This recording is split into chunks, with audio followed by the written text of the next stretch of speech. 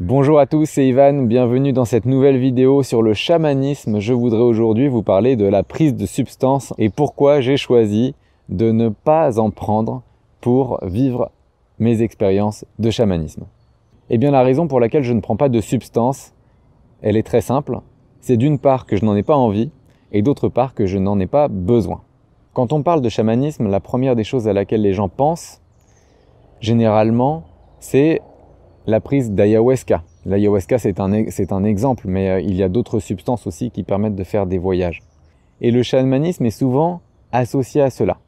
Parce que quand on parle de chaman, on pense souvent aux chamans d'Amérique latine, et il se trouve qu'en Amérique latine, ils utilisent beaucoup ces substances. Alors j'aimerais expliquer un petit peu tout ça.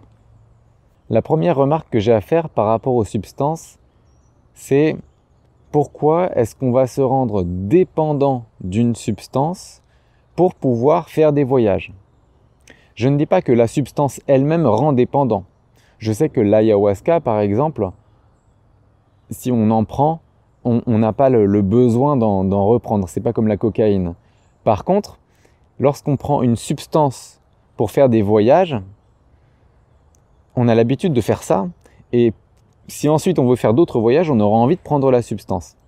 Donc en fait, il y a quand même une relation de dépendance, même si ce n'est pas une dépendance pour la substance elle-même, ou disons au niveau physique, mais on a cette dépendance que pour pouvoir vivre une expérience, on a forcément besoin de prendre cette substance. C'est un peu comme si vous vous habituez à méditer avec une guidance. Si vous faites ça tout le temps, vous ne serez pas autonome, ou en tout cas ça ne va pas vous aider. Là c'est la même chose. Donc je trouve que prendre une substance, même si elle ne rend pas addict, eh bien ça donne quand même une relation de dépendance, et donc du coup on aura plus de mal à atteindre l'autonomie. Alors que l'autonomie c'est le but même du chamanisme.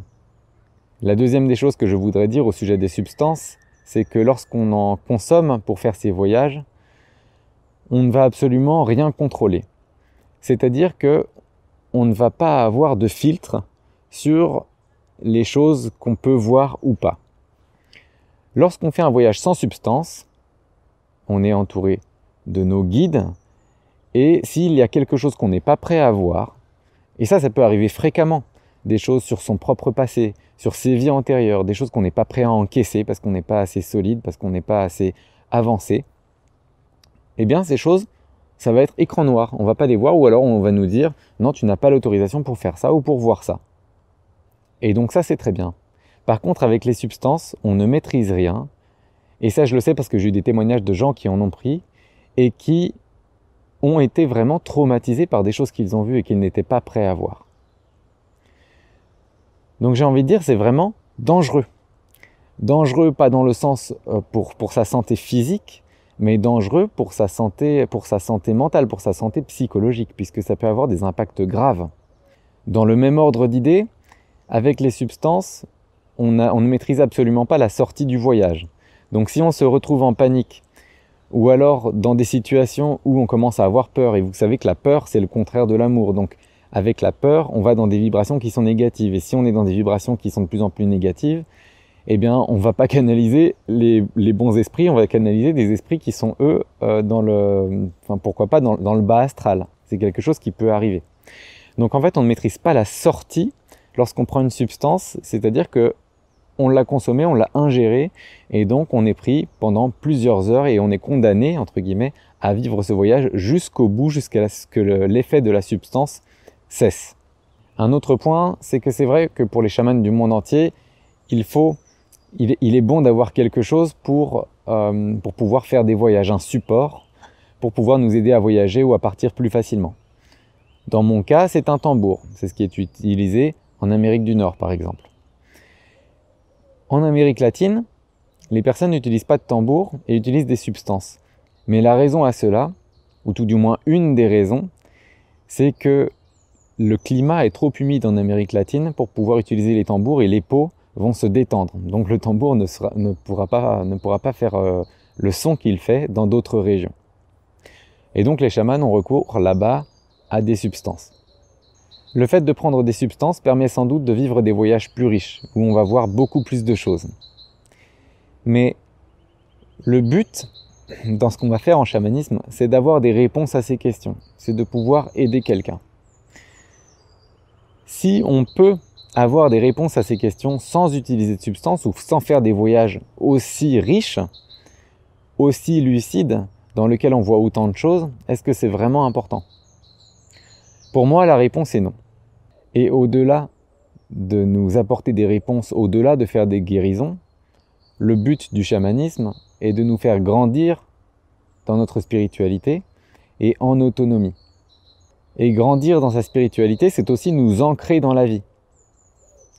Et je ne pense pas que le fait de prendre des substances pour vivre des états modifiés de conscience nous aide à nous ancrer pleinement dans la vie. Je ne juge absolument pas les milliers ou dizaines de milliers de personnes qui prennent des substances pour vivre leur chamanisme, absolument pas.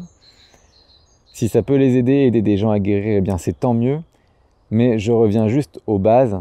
Et ce que je voulais vous dire, c'est que le chamanisme, c'est fait pour grandir dans sa spiritualité, grandir en autonomie, avoir des réponses à ces questions, pouvoir aider des gens.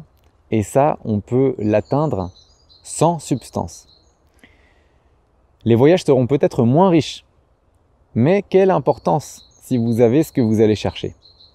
Si vous êtes amateur de sensations fortes et si vous voulez prendre des substances pour faire des voyages plus riches, etc., qu'est-ce qui vous motive au fond?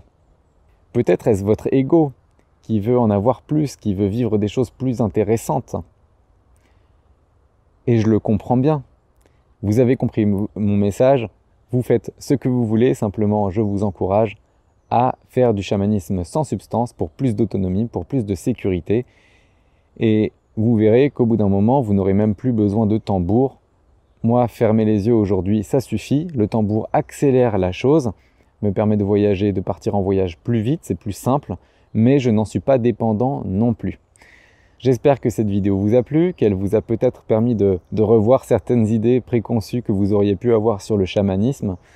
En tout cas, j'ai été ravi de partager toutes ces vidéos avec vous sur ce sujet. C'est un sujet que j'aime beaucoup parce qu'il m'a permis d'accéder à la connexion avec mes guides. Mais rappelez-vous que le chamanisme, c'est un moyen et ce n'est pas une fin. C'est un moyen pour connecter, c'est un moyen pour progresser spirituellement. Mais la fin, c'est toujours d'expérimenter, d'exprimer sa divinité sur Terre. C'est donc aller vers plus d'éveil spirituel. Je vous souhaite une excellente fin de journée. Je vous dis à très bientôt pour de nouvelles vidéos.